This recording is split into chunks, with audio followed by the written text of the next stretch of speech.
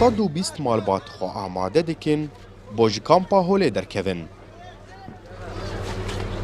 Piştî ragihandina destpêşxeriya Encûmena Sûriya Demokrat Mesede, ev yekemîn nifş e dê derkeve. Ev malbat hemî ji herêmên Dêrazorê ne.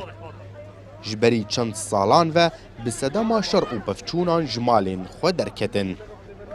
Serokê Encûmena Sûriya Koçberan di dizanîn ku tenê malbatên Sûrî dê derkevin û di demên bê de dê nifşên din jî derkevin.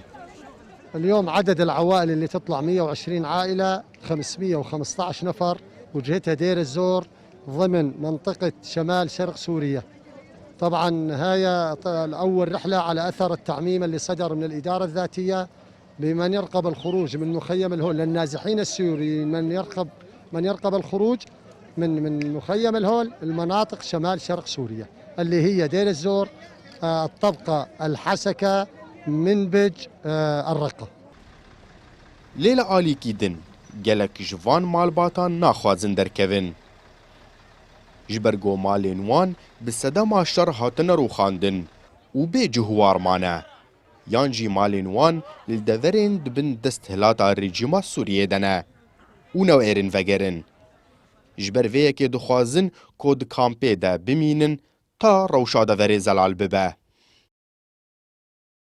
طالعين عليك يا رب العالمين، طالعين على الله، ما نعرف ولا بيوت عندنا ولا شيء عندنا، بس عاد طالعين قالوا مسجونين، يعني نريد نطلع نتنفى ونشوف ربنا شلون نفلح نسرح. إن كان بي فرح ولا لا عندي قاع تفلح ولا عندي بيت تقعد ولا عندي شو. رايحين عليك يا رب العالمين، ما أعرف وين أسكن وين أقعد، خيمة ما عندي، بيت ما عندي، شيء ما عندي.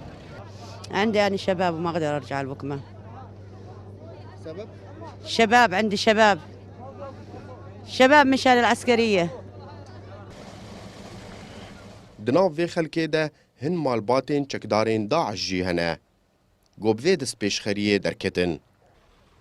Di dema bihorî de jî li ser destpêşxeriya Rûspiyên êlên Ereban 28 nifş ji kampê derketin û vegeriyan herêmên Reqqa, Tabqa û Dêrazorê.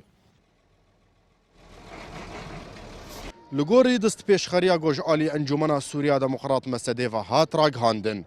Îro yekemîn nifş e ku berê xwe dê bide deverên derdora Dêrazorê.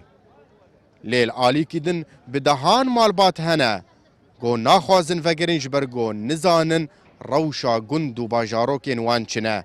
Nemaze ku gelek dever bi sedema şer û pevçûnan hatin rûxandin. Ekrem Saleh, Kurdistan 24. Kampa Holê Başûrê Hesekê.